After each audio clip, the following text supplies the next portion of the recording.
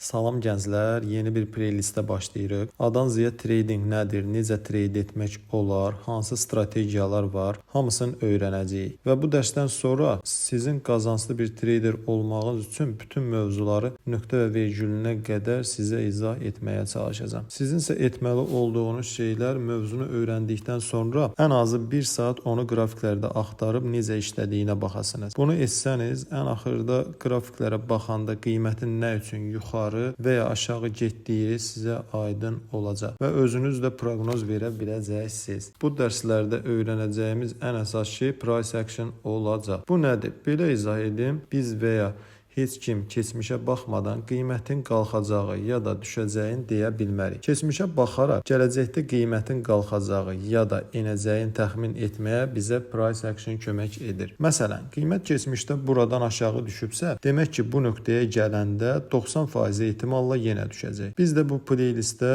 bunu öyrənəcəyik. Bu gün şamlara və trading view-ya baxacağıq. Baxın, qrafikdə bu cür şamlar görəcəksiniz. Bu şamlar ya qalxış şamları olacaq, yaşıl rəngdə, ya da qırmızı rəngdə düşüş şamları. Bir də bu cür qərarsız şamlar var. Bu şamlarla bizim işimiz olmayacaq. Bizim işimiz qalxış ya da düşüş şamları ilədir. Hazırda bu düşüş şamı bu hissədə açılıb və qalxıb bu hissədən təpə nöqtəsi yaradıb və düşüb. Bu hissədə isə ən dib nöqtəsini yaradıb və qalxıb burada bağlanıb və yeni şama keçib. Qalxış şamı da həminki qaydada. Bu hissədə açılıb və yeni ən dib nöqtəsini yaradıb və yenidən qalxaraq ən təpə nöqtəsini yaradıb və biraz düşərək bağlanıb. Bu formada baxsaq daha dəqiq başa düşərik. Qalxış şamı bu hissədə bitib və yeni qalxış şamı yaranıb və yenə bu hissədə bağlanıb və yeni şam yaranıb. Düşüş şamlarında da yenə bu hissədə bağlanıb və yeni düşüş şamı özündən əvvəlki gələn şamın bağlandığı nöqtədən açılır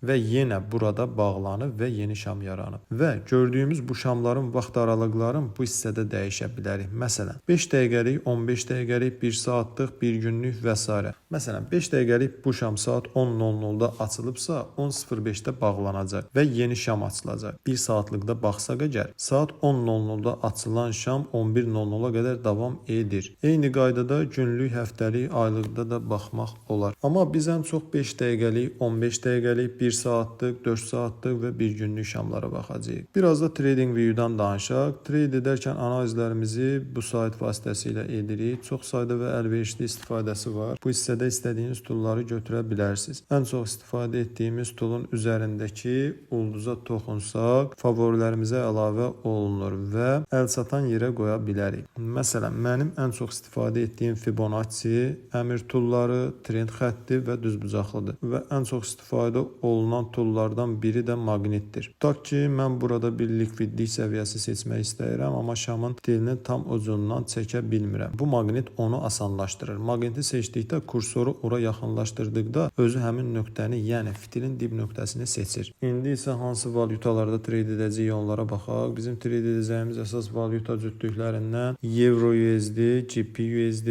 qızıl, Nasdaq, SP500, Bitcoin, Ethereum və əgər şərait yaranarsa nadir hallarda digər altcoinlərdən istifadə edirik. Bunları da trading view-dan bu hissədən seçə bilərik. Gənclər, bu günlük bu qədər. Ümid edirəm ki, çox da çətin olmadı. Hamı kimi mən də çətin olan başlamaq da deməyəcəm. Çətin olan davam etdirmək, bir də stop olduqdan sonra psixologiyamızı hələ də sağlam tuta bilməkdir. Çalışacağam ki, gün aşırı bir mövzu paylaşım və anlaşılır bir dildə izah edim. Uğurlar hər kəsə.